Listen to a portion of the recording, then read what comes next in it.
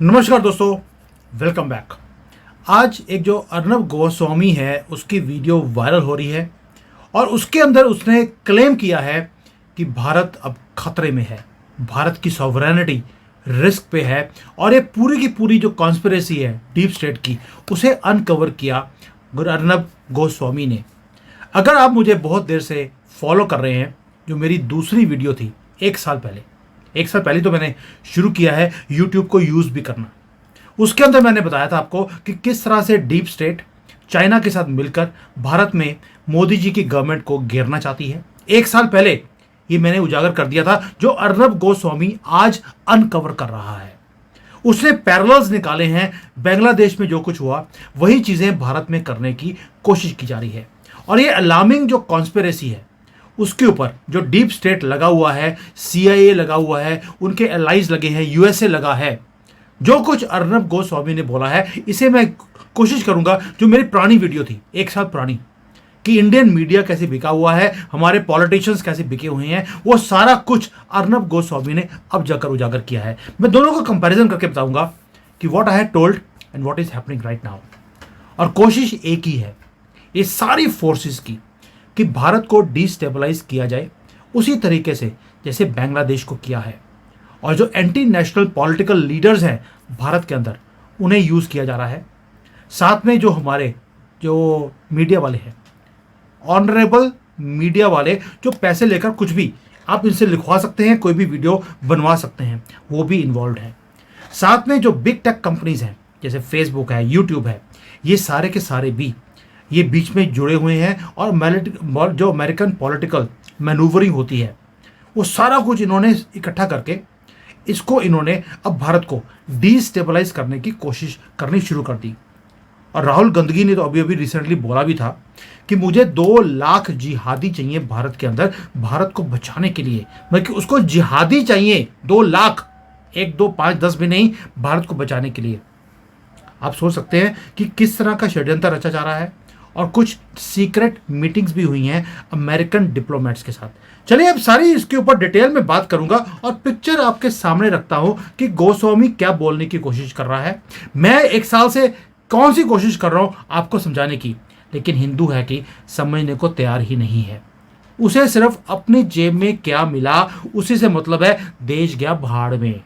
ये है हिंदुओं का DNA। अब दोस्तों, ये जो सिचुएशन है जो अर्नब गोस्वामी ने दिखाई है, उसने एक चीज बता दिया कि हम अनप्रेसिडेंटेड एक क्राइसिस में से गुजर रहे हैं और उस क्राइसिस में हमें धकेलने की कोशिश की जा रही है। हमारी इंटेग्रिटी, हमारी सॉवरेनिटी, हमारा फ्रीडम इस देश का, वो हमसे छीना जा रहा है। और इंटरनेशनल कॉन्स्पिरेसी है, अमेरिकन जो डीप स्टेट है उसके अंदर लगा हुआ है। और प्लॉट क्या है? प्लॉट है कि इंडियन पॉलिटिकल लीडर्स को एक मोहरे की तरह यूज किया जाए ताकि भारत को वीक किया जाए अंदर से। भारत को वीक करने के लिए अमेरिका क्यों चाहता है कि भारत वीक हो, वो भी समझाऊंगा, वो भी इसके अंदर कवर्ड है। ये सिर्फ हमारा एक डोमेस्टिक इशू नहीं है, ये इंटरनेशनल लेवल पर एक कॉन्स्पिरेसी है। और बहुत पावरफुल एंटिटीज हैं दुनिया की जो इस मुहिम में लग गई हैं कि भारत को तोड़ा जाए। राहुल गांधी ऐसे ही नहीं बोलता है कि नॉर्थ और साउथ इंडिया 2 अलग अलग कंट्री बन जाने चाहिए। ममता बानो ने ऐसे ही नहीं बोला है कि वेस्ट बंगाल को हाथ लगाया तो नॉर्थ ईस्ट भारत से कट जाएगा। आपको लगता है कि ये स्टेटमेंट्स जो पॉलिटिकल लीडर्स हैं ये उनकी हो सकती हैं, वो भी भारत के? पाकिस्तान या बांग्लादेश या चाइना से ऐसी स्टेटमेंट आए समझ आती है, दुश्मन कंट्रीज है। लेकिन भारत के अपने पॉलिटिशियंस ये बातें बोले, हजम नहीं होती। अब आप समझ रहे हैं कि किस तरह से इनको मोहरा की तरह यूज किया जा रहा है ये डीप स्टेट की तरफ से। और ये बड़ा ही कॉम्प्लेक्स एक जाल मकड़ी का बन चुका है और इस जाल को आज हम खोलने वाले हैं। अर्नब गोस्वामी ने क्या बोला? उसने सीरियस एक्यूजेशंस लगाए कि डीप स्टेट का एक छुपा हुआ एक नेटवर्क है इंटेलिजेंस एजेंसीज का, जिसमें CIA, FBI, US की अपनी गवर्नमेंट के कई ऐसे और संस्थान हैं जिसका पता ही नहीं है, हिडन है। और अर्नब ने एक और चीज़ बोली, इन्होंने बिग टेक कंपनीज के साथ मिलकर एक मैनिपुलेशन करने का काम शुरू कर दिया है, नैरेटिव्स को कंट्रोल करना शुरू कर दिया। क्या चीज़ दिखानी है, क्या नहीं दिखानी, किसको स्पिन करना है, वो झूठ है सच है, इनको मतलब नहीं है। अगर भारत में तरक्की हो रही है वो दिखाई नहीं जाती, लेकिन मोदी जी को गालियां हिंदुओं ने निकालनी शुरू कर दी, उसे बढ़ा चढ़ाकर अब इन्होंने दिखाना शुरू कर दिया, सिर्फ इसलिए ताकि ये नैरेटिव्स जब लोगों के दिमागों में बैठ जाएंगे, कंट्री को डिस्टेबलाइज करना आसान हो जाएगा, उसी तरीके से जैसे इन्होंने बांग्लादेश में किया है। और ये जो एजेंसीज हैं, इनकी अटेंशन बांग्लादेश में सक्सेस लेने के बाद अब ये भारत की तरफ इन्होंने देखना शुरू कर दिया।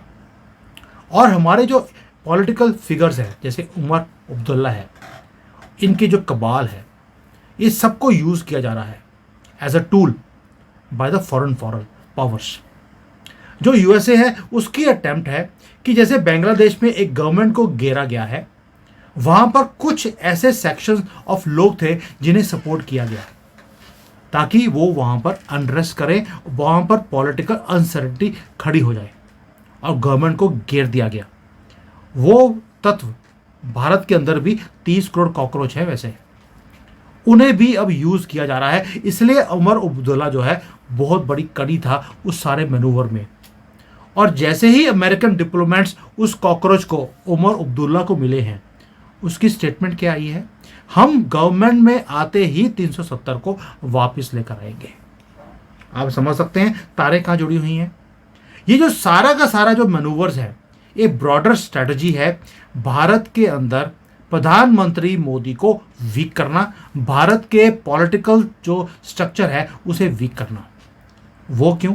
क्योंकि नरेंद्र मोदी मॉस्को जाकर आए और मॉस्को में जाकर उन्होंने गले मिले हैं पुतिन को, और ये अमेरिकन जो एक्सपेक्टेशंस हैं उसके अलाइंड नहीं है। हमने तलवे नहीं चाटे हैं, झुके नहीं हैं अमेरिका के सामने। इसलिए उन्होंने, अमेरिका ने बिग टेक कंपनीज जो हैं फेसबुक, यूट्यूब, व्हाट्सएप, इनको और वेस्टर्न मीडिया को इकट्ठे करके एक एजेंडा बनाना शुरू कर दिया भारत के खिलाफ, और साथ में सपोर्ट लिया भारत के अंदर पॉलिटिकल फिगर्स का। और वो जो गोस्वामी है उसने उंगली डाली है फेसबुक के ऊपर कि फेसबुक ने तो क्लेम भी किया है कि हम अमेरिकन डीप स्टेट के साथ मिलकर नैरेटिव्स को स्पिन करते हैं। और ये जो बिग टेक कंपनीज हैं, हमने देखा है कि जब भी हमने भारत की फेवर में कोई वीडियो बनाया, ये चलने नहीं देते, मुझे हर रोज़ नोटिस भेजते हैं कि हम ये चीज़ें बर्दाश्त नहीं करेंगे।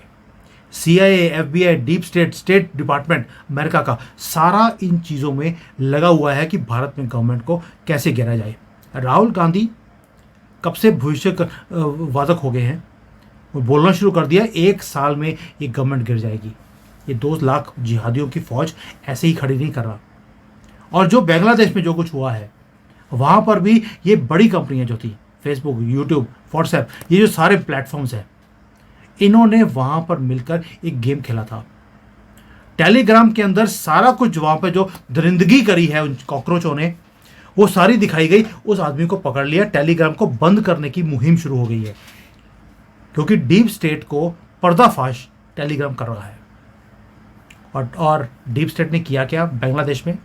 मोहम्मद यूनुस को वहाँ पर बिठा दिया। वो तो पपेट है, क्योंकि उसकी जो ईमेल्स हैं, डॉक्यूमेंट्स हैं, वो सारे प्रूफ भी दिखाए हैं अर्नब ने। विकीलीक्स ने सारा कुछ उजागर कर दिया है कि किस तरह से ये एक बिका हुआ आदमी है मोहम्मद यूनुस अमेरिकन के हाथों में। इसीलिए उस आदमी को वहाँ पर बिठाया गया है, और वही चीज़ ये भारत में भी करना चाहते हैं। यहाँ पर भी बिके हुए लोगों की कोई कमी नहीं है। और दोस्तों, ये जो कॉन्स्पिरेसी है, ये इंटरनेशनल प्लेयर्स के साथ साथ जो इंडियन नेशनल जो हमारा जो पॉलिटिकल सिनेरियो है, नेटवर्क है पॉलिटिशियंस का, वो भी इन्वॉल्व है। और ये पॉलिटिशियंस, बिके हुए पॉलिटिशियंस अमेरिकन डिप्लोमेट्स के साथ, इंटेलिजेंस के ऑफिसर्स के साथ लगातार मीटिंग कर रहे हैं। क्या बोलते हैं? ये तो हम डिप्लोमेटिक एंगेजमेंट्स कर रहे हैं। ओवैसी 12 अगस्त को मिलकर आया है अमेरिकन को।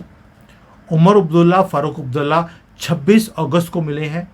चंद्रबाबू नायडू जुलाई 31 को मिला है।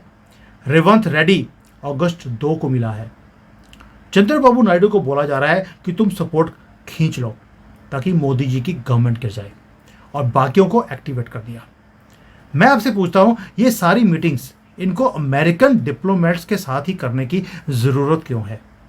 सिर्फ इसलिए ये सारे मिलकर मोदी जी की गवर्नमेंट को घेर सकते हैं और उसके बाद तो अमेरिका अपनी मनमर्जी इस भारत में करेगा। हिंदुओं को यहाँ पे ख़त्म कर कर यहाँ पर इस्लामिक कंट्री बनाने के लिए पूरी मुहिम शुरू हो चुकी है। और ये जो हमारे पॉलिटिकल लोग हैं, ये सारे एजेंट बन चुके हैं डीप स्टेट के। वो सिर्फ कुर्सी चाहते हैं। उसके लिए बेशक कंट्री बिक जाए, कंट्री के दिवालिया हो जाए, कंट्री डिवाइड हो जाए, इन्हें फ़र्क नहीं पड़ता। और जब तक इस नेटवर्क को, ये पॉलिटिकल सिनेरियो को हम तोड़ेंगे नहीं, इसके कॉन्सिक्वेंसेस बहुत लंबे और बहुत बड़े, बहुत गहरे होने वाले हैं भारतीयों के लिए। दोस्तों, अगर आप बांग्लादेश के अंदर देखेंगे जो कुछ हुआ है, उसका पैरेलल आप इंडिया में भी देख सकते हैं। अब देखिए, डीप स्टेट उसने वहां पर कुछ हरकत करी, बांग्लादेश में जीत गए। अब वो वही स्ट्रेटजी भारत में करने वाले हैं। जैसे वहां पर यूनिस खान को, मोहम्मद यूनिस को बढ़ाया गया है, वैसे ही राहुल गांधी को तैयार किया जा रहा है कि तुम्हें प्रधानमंत्री बनाने वाले हैं। और उसके बाद क्या होगा भारत में, आप समझ सकते हैं। उसने तो बोल ही दिया है कि जय श्री राम बोलने वालों को मैं भूखे मारूंगा। आपका सब कुछ छीनकर वो मुसलमानों को देने वाला है और आपके सामने आपके मंदिरों को तोड़ा जाएगा। आप बोल भी नहीं पाओगे। बांग्लादेश में आप बोल नहीं पाए, वेस्ट बंगाल में आप बोल नहीं पा रहे हो, और केरला के अंदर आपकी क्या हालत है आपको पता है। कश्मीर में एक भी हिंदू नहीं है आज की डेट में। उसके बाद भारत में वही कुछ होने वाला है। और यही स्ट्रैटेजी है जो यूएसए चाहता है, क्योंकि यूएसए ने अब क्वेश्चन करना शुरू कर दिया कि इलेक्शंस जो हुए थे 2024 के, वही गलत थे, वो ठीक नहीं हुए हैं। और यही चीज़ उन्होंने बांग्लादेश में करी। वहाँ पर इलेक्ट्रल प्रोसेस को ही बोल दिया कि डिस्क्रेडिट कर दिया, और वहाँ पर रेजिम चेंज करवा दिया गया। अब दोस्तों, एक सिंपल क्वेश्चन है, अर्नब गोस्वामी ने भी यही किया, मैं 1 साल से कर रहा हूँ। आपसे दोबारा से पूछता हूँ कि क्या आपको रिकॉग्नाइज नहीं करना चाहिए ये जो कॉन्स्पिरेसीज हो रही हैं? क्या आपको नहीं दिखती हैं कि जो हमारे बिके हुए मीडिया वाले लोग हैं वो क्या कर रहे हैं? क्या आपको इनके मुंह काला नहीं करना चाहिए इनके ट्विटर्स के ऊपर और इनकी जो वीडियोस है उसके नीचे कमेंट्स डालकर? ये जो सिचुएशन है इतनी गहरी है, इतना स्ट्रांग इन्फ्लुएंस है, आपको क्या है इतना दिखता नहीं है? मैं भारत से बाहर बैठ के मुझे चीज़ें दिखती हैं, आपको भारत के अंदर बैठकर भी आपको दिखता नहीं है कि डीप स्टेट कैसे हमारे कंट्री को वीक करने के लिए, हमारी सॉवरेनिटी को ख़त्म करने के लिए क्या कुछ कर रहा है? क्या आपको सतर्क नहीं रहना चाहिए? क्या आपको इन्फॉर्म्ड नहीं रहना चाहिए? क्या आपको लोगों को जगाने का काम नहीं करना चाहिए? या आप सिर्फ व्हाट्सएप के ग्रुप्स का मेंबर बनकर चीज़ों को बिना पढ़े फॉरवर्ड करते रहते हैं और प्रोपेगेंडा का पार्ट आप भी बन जाते हैं? अगर नेशनल यूनिटी अगर आप नहीं रखेंगे, हिंदू इकट्ठा होकर काम नहीं करेगा। ये जातियों का कार्ड ऐसे ही नहीं खेला गया है दोस्तों। हमारी जो हिंदुइज्म की जो नेशनैलिटी थी, जो यूनिटी थी, जो मोदी जी ने पिछले 10 सालों में सभी को एक झंडे के नीचे खड़ा कर दिया, उसे ही तोड़कर फेंक दिया है इस डीप स्टेट ने। और इसमें आग का काम किया मीडिया ने।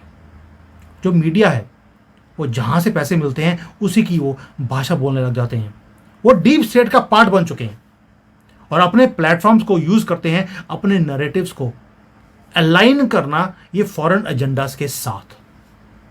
हिंदू लड़की की तरह कुछ होता है दिखता ही नहीं है, जैसे ना बांग्लादेश में दिखा ना वेस्ट बंगाल में दिखा। वहाँ पर ममता बनर्जी के साथ खड़े हो गए कि देखिए उसे बिना बात पे टारगेट किया जा रहा है, क्योंकि राजदीप सरदेसाई है, उसकी वाइफ वहाँ पर हलाला करवाती है, मज़े ले रही है। तो राजदीप नहीं चाहेगा कि भाई उसकी वाइफ का हलाला बंद हो, उसकी तारीफें ही करेगा। और जो बाकी के फटी हुई शेरवानी है, बाकी के लोग हैं, उन्हें भी दिखता नहीं है, क्योंकि खुद की शेरवानी फटी पड़ी है। वो कहते किसी और की फट जाए तो क्या फ़र्क पड़ता है। और दोस्तों, यही चीज़ें हैं जो चीज़ें आपको रिकॉग्नाइज करनी पड़ेगी। ये इंफॉर्मेशन वॉरफेयर का ज़माना है। ये टूल किट है डीप स्टेट की। वो क्रिएशन करती है कन्फ्यूजन्स को, डिस इन्फॉर्मेशन को स्प्रेड करते हैं और पब्लिक ओपिनियन को वो मैनिपुलेट करते हैं। इसलिए बार बार बोल रहा हूँ आपको, 1 साल से बोल रहा हूँ, ये सारा कुछ कहाँ से शुरू होता है, कैसे स्पिन किया जाता है, इससे बचिए। ये अपने भविष्य के लिए बहुत इंपॉर्टेंट है और मैं चाहूँगा कि आप प्लीज़ लोगों को जगाने का काम कीजिए। अर्नब गोस्वामी ने बड़ा ही बढ़िया काम किया है। अगर आपने मेरी वो वीडियो नहीं देखी है, अब जाके देखना चाहें देख सकते हैं। मेरी सेकंड वीडियो थी वो, कि कैसे चाइना भारत के अंदर मोदी जी की गवर्नमेंट को घेरने की कोशिश कर रहा है, हमारे पॉलिटिशियंस को खरीद लिया गया है, हमारा मीडिया बिक चुका है और डीप स्टेट के साथ मिलकर ये कैसे यहाँ पर अनरेस्ट करने की कोशिश कर रहे हैं। ये जो ग्लोबल कॉन्स्पिरेसी है ये इतनी बड़ी है जिसका आपको अंदाज़ा भी नहीं है और ये आग हमारे देश के अंदर से सुलग रही है।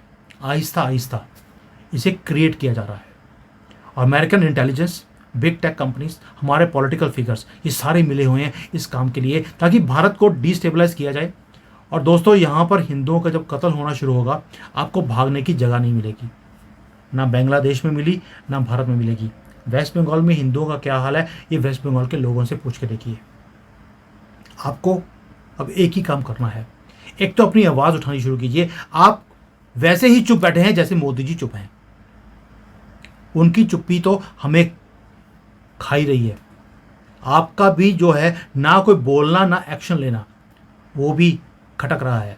मोदी जी चाहते हैं कि आप अपनी आवाज़ उठाना शुरू करें। मोदी जी कब तक अकेले लड़ते रहेंगे आपके लिए?